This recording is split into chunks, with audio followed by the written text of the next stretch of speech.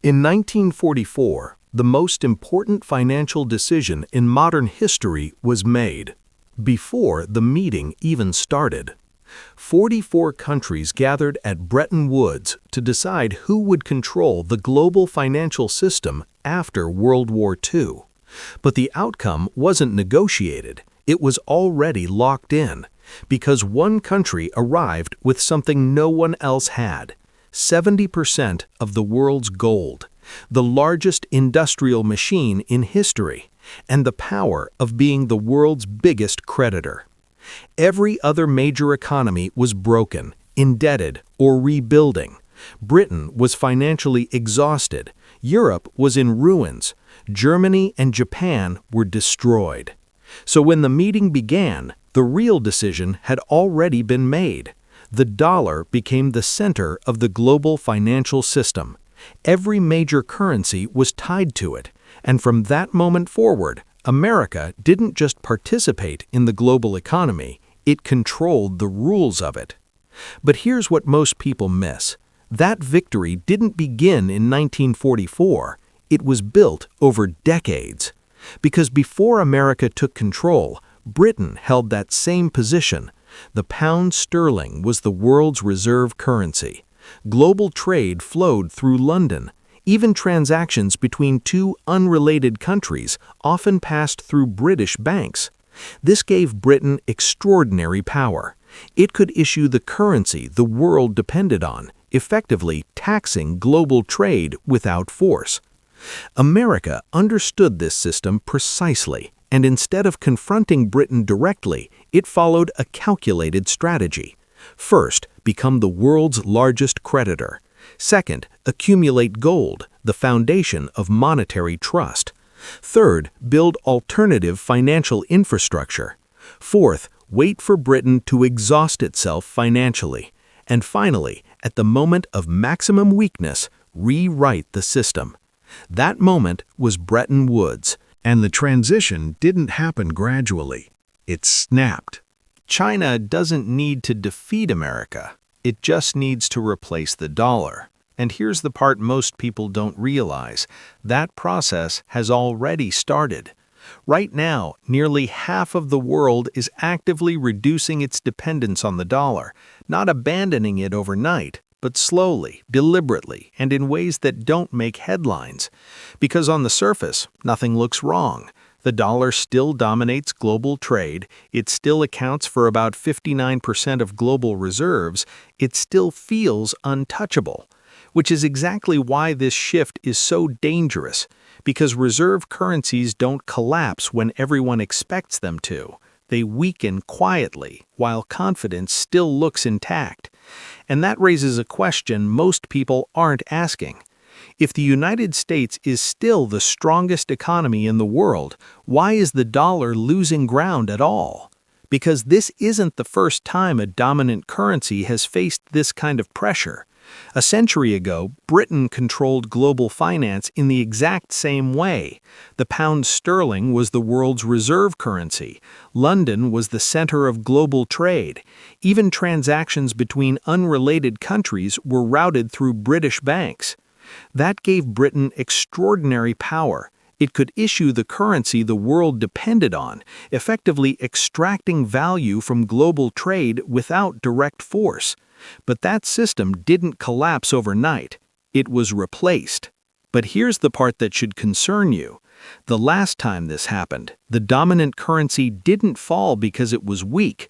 It fell because another system was already built to take its place, fully functional, fully trusted, just waiting. And when the moment came, the transition didn't take decades. It happened almost overnight. Because America didn't take control by accident, it followed a strategy. First, it became the world's largest creditor, lending to allies and gaining leverage. Second, it accumulated gold, the foundation of monetary trust. Third, it built alternative financial infrastructure, giving the world an option outside London. Fourth, it waited while Britain exhausted itself through debt and war. And finally, at the moment of maximum weakness, it rewrote the system. That moment was Bretton Woods, and the shift felt instant. This wasn't luck, it was engineered. Now look at what's happening today. China has spent over $1 trillion lending to more than 100 countries through infrastructure projects, creating long-term financial dependency. It has been buying gold consistently for over a decade because gold cannot be frozen, sanctioned, or controlled by another country. It has built an alternative payment system that now connects financial institutions across more than 100 countries, designed specifically to operate outside Western control. And for the first time in decades, oil, the backbone of dollar demand, is starting to move outside the dollar system. Saudi Arabia has already begun accepting yuan for energy trade. And that's not a small shift, because the dollar's dominance is built on global demand for it. If that demand weakens, even gradually, the entire system begins to change. Now, here's what most people still don't understand. These transitions don't feel dramatic while they're happening. They feel slow, manageable, easy to ignore, until suddenly they aren't. Because reserve currency systems don't collapse in a straight line, they erode quietly and then break all at once during a crisis, a debt shock, a loss of confidence, a forced reset. That's exactly what happened in 1944, and it's exactly how the next shift would happen. Because the system doesn't collapse when it's weak, it collapses when it's exposed. The biggest threat to the US dollar isn't China, it's math. Because right now, the United States owes over $36 trillion, and that number is growing faster than the entire economy. Not slower, not equal, faster. Which means, mathematically, the system is moving in one direction, and it's not sustainable. But here's what most people miss. The dollar isn't just America's currency. It's the foundation of global finance. It's what global trade runs on, what central banks hold, what entire economies depend on. And that gives the United States something no other country has, the ability to print money that the entire world needs. That's power. A century ago, Britain had that same power. The pound sterling dominated global trade, London was the financial center of the world, and Britain could finance its empire simply by issuing the currency everyone else relied on. But that system didn't last, not because Britain suddenly collapsed, but because another system quietly replaced it. Now here's where this becomes dangerous. The last time a dominant currency lost control, it didn't happen because of internal weakness alone. It happened because another system was already built, quietly, systematically, completely. And when the shift came, it didn't take decades. It happened almost overnight, because by the time the world noticed, the outcome had already been decided. And that's exactly what America understood. It didn't challenge Britain directly, it followed a strategy. First, become the world's largest creditor, lend money, gain leverage. Second, accumulate gold, the foundation of trust. Third, build alternative financial infrastructure. Fourth, wait for Britain to exhaust itself financially. And finally, at the moment of maximum weakness, rewrite the rules. That moment was Bretton Woods, and when it happened, the shift felt instant. This wasn't luck, it was engineered. Now look at today. China has spent decades positioning itself in almost the exact same way. Over $1 trillion in loans across more than 100 countries, creating long-term dependency. Hundreds of billions of dollars held in U.S. Treasury bonds. And this is where most people get it wrong. They see this as a weakness, but it also means something far more important. China is not just a rival, it's a creditor. And in global finance, creditors have leverage. From there, the strategy expands. China has built a parallel financial system designed to operate outside Western control. At the same time, global trade is slowly shifting. More transactions are being settled in non-dollar currencies. Energy deals, especially oil, are beginning to move away from the dollar, and that matters more than anything else, because global demand for dollars is built on trade. If that demand weakens, even gradually, the foundation starts to crack. Now here's the real pressure point. While external demand is being challenged, internal pressure is accelerating. The United States is now paying over $1 trillion every year just in interest on its debt. Not growth, not investment, just interest. And politically, there's no clear path to reversing it. Debt keeps rising, deficits continue, and the math doesn't change. So what happens when these two forces collide? A weakening foundation and a rising alternative. Because history is very clear on this. Reserve currency systems don't collapse slowly. They hold until a crisis exposes everything at once.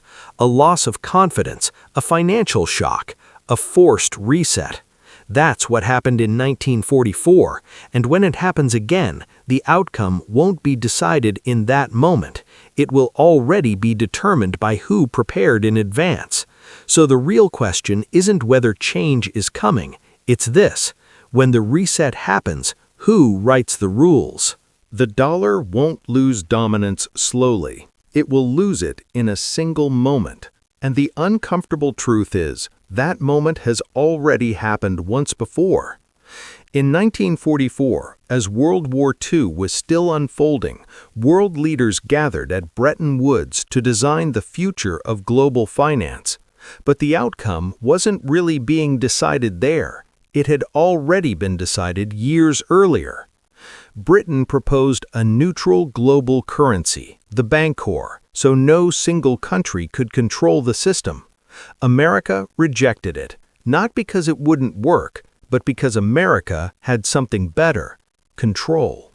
And with most of the world's gold, the strongest economy, and creditor power over its allies, it got it.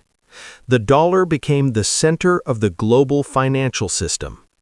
The world had a chance at a neutral system, and it lost it. But that moment wasn't sudden. It was the result of nearly 30 years of quiet preparation. America had already become the largest creditor. It had already accumulated the majority of global gold. It had already built the financial infrastructure to replace Britain.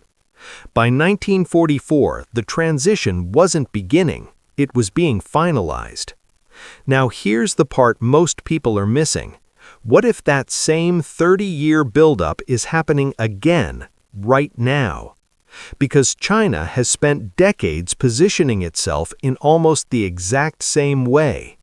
Over $1 trillion lent globally, gold reserves rising year after year, a parallel financial system expanding across more than 100 countries. And at the same time, small cracks are starting to appear.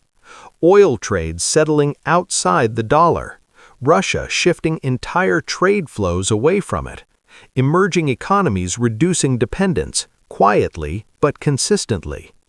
Individually, these shifts look small, but together they point to something structural. Because transitions don't happen when systems are weak, they happen when they're forced to change. A debt crisis, a loss of trust, a financial shock. That's what creates the moment. And when that moment comes, the next Bretton Woods won't be negotiated, it will be forced. Most people think the US-China financial battle is coming, but the first stage is already over. Because China has already lent over $1 trillion across the world, creating something far more powerful than influence: dependence.